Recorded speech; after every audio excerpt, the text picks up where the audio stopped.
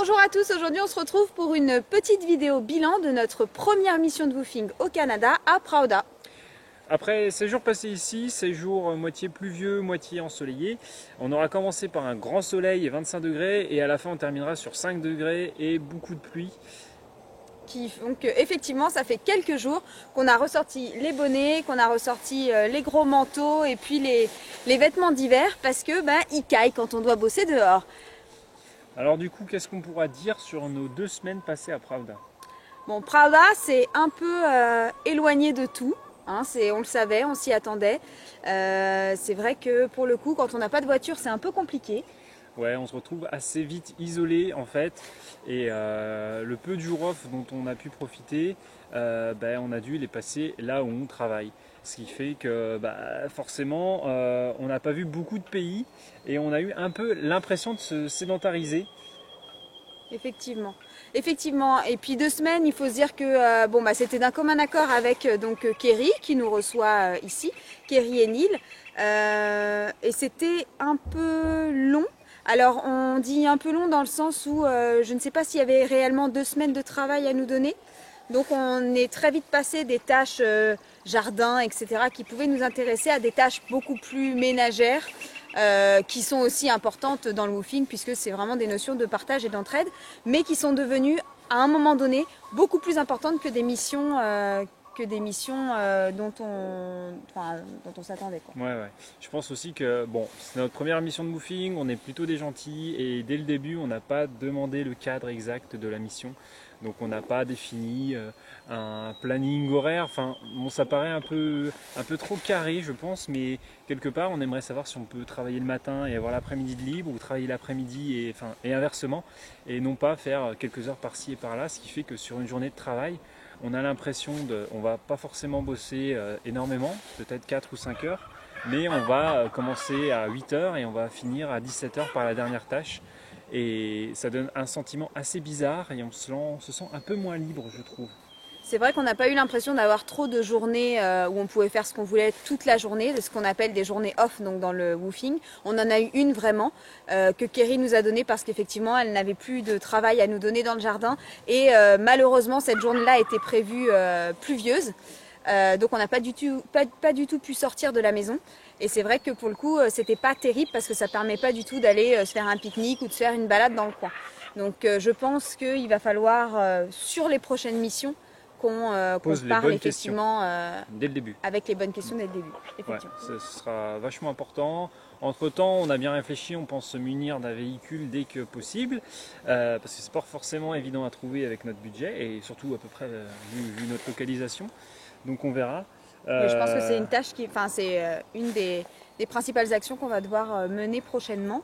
Que dire sinon sur le woofing? Donc c'est quelque chose, c'est vraiment, ça a été vraiment une expérience intéressante pour nous parce qu'on est quand même rentré donc dans le quotidien réel des Canadiens. Kerry et Neil nous ont proposé donc de dormir soit dans un camping-car à l'extérieur, soit donc dans une chambre dans la maison. On a pris la deuxième option pour pouvoir vraiment être proche des gens, pouvoir discuter avec eux, être avec eux aussi bien le matin pour le petit déjeuner que le soir pour le souper. Ça, c'était vraiment un point intéressant. Ce qu'on regrettera un petit peu, c'est peut-être le fait de voyager en couple, qui fait que très souvent on nous donne des tâches donc à tous les deux et on nous laisse tout seuls. Ce qu'on avait pu lire ce que j'avais pu lire à travers les blogs, c'était vraiment l'échange avec les hôtes. Et là, pour le coup, pour être honnête, on n'a pas beaucoup travaillé avec nos hôtes, en tout cas sur cette mission-là. On a fait pas mal de travail dans le jardin, on va vous montrer ça. On a passé beaucoup de temps à l'intérieur avec eux, mais peu de temps à l'extérieur. On a pris 2-3 actions, voilà, ils nous ont montré comment faire ceci, cela, et puis après, voilà quoi, on était autonome, peut-être qu'on était trop autonome, je sais pas. Après, les voyageurs solitaires ont leurs propres problèmes. Nous, être en couple, il y en a d'autres, mais ça reste quand même une bonne expérience. On va vous faire un tour un peu de ce qu'on a fait.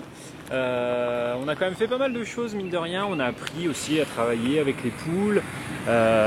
Puis on apprend un peu plus sur la mise en place d'un jardin plutôt bio. Donc on a pas mal travaillé avec la paille et on a tâché même si je pense que dans la vidéo ça rendra pas enfin je vais dire quelque chose de faux, mais on a essayé de ne pas trop bêcher, retourner le terrain, parce qu'apparemment c'est contre-productif contre nature. Voilà, donc ce que nous a demandé Kerry dès le départ, donc c'est vraiment de pouvoir l'aider à redessiner vraiment les silos qu'elle avait pu faire donc l'année dernière, donc dans son principe de permaculture. Donc ce qu'il fallait, c'était vraiment qu'on retrouve ce qu'ils appellent les lits, et ensuite qu'on mette donc entre les lits du carton qui permet vraiment d'étouffer. Alors j'essaie de vous montrer, mais voilà. Donc on est allé chercher du carton. Sur lequel on a rajouté de la terre. En fait, oui, un engrais purement organique, hein, issu en fait des déchets animaux, de la bouse, hein, on appelle ça de la bouse chez nous. Voilà. Et par-dessus, on a rajouté de la paille qu'on a humidifiée, juste pour alourdir et puis aussi faire un peu, prendre de l'humidité, quoi. Voilà, tout ça, donc ça permet d'étouffer les mauvaises herbes. Et puis donc de laisser un sol plutôt propre pour ne pas que les grosses racines étouffent tout ce qu'on peut planter ensuite dans les lits. Par exemple, à la base, le jardin était comme ça, vert d'herbe, et je crois une année ou une année et demie. Donc en fait, le principe c'est d'être assez patient, hein. Donc c'est bon, forcément quand on est un gros industriel, on n'a pas forcément envie de l'être. Donc, mais bon, eux ils prennent leur temps, ils font de l'organique. Et à la fin, donc on passe du vert à quelque chose comme ça, sans donner un seul coup de bêche. Oh, une grenouille, un crapaud. Bon bah voilà, on va juste... Crapaud, t'as failli l'écraser, mais bien, quoi. Voilà. C'est notre petite grenouille.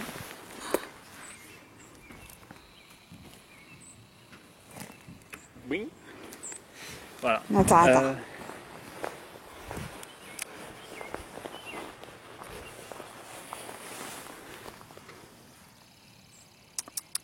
Il a peur de moi. Va derrière lui, s'il te plaît. Devant. Oui.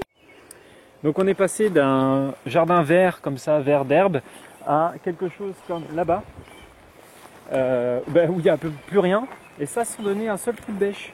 Donc ça c'est vachement cool, quoi. C'est moins de travail, moins de mal de dos, et la terre est plus riche en minéraux et en hydrogène et en tout ce que vous voulez.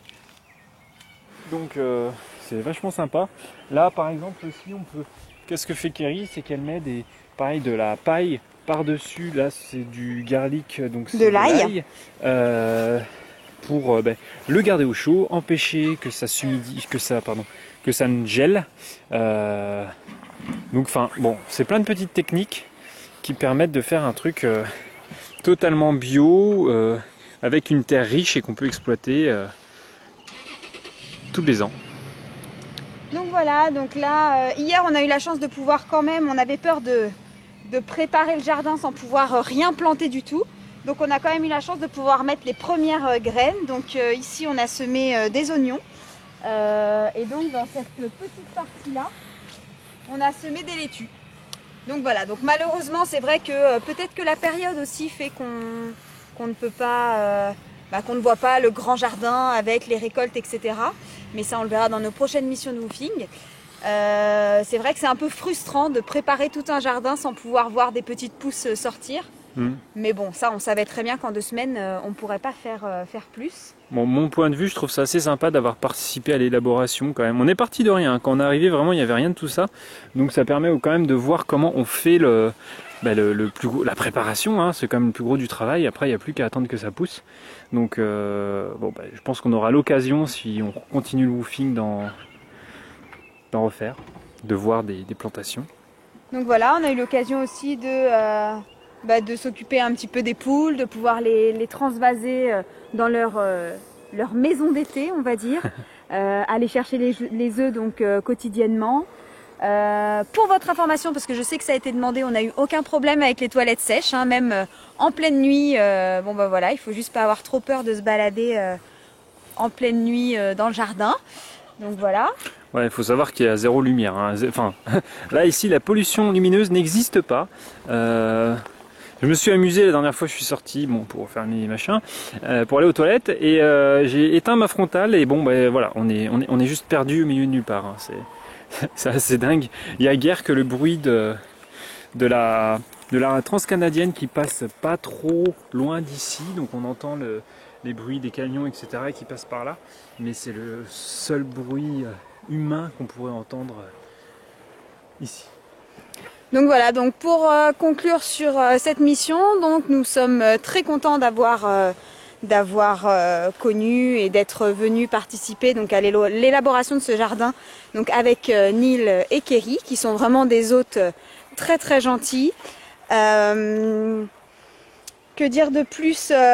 On sait que la prochaine mission va être complètement différente, donc dans un type bed and breakfast de cabane au bord d'un lac. Ouais, ce sera plus du LPX. Et ce coup-ci, par exemple, moi, il est prévu que je fasse de la peinture. Voilà, c'est tout ce que je sais pour le moment. On va passer du temps au bord d'un lac. J'espère qu'on pourra piquer les canoës. J'espère aussi qu'on aura du beau temps pour profiter des canoës.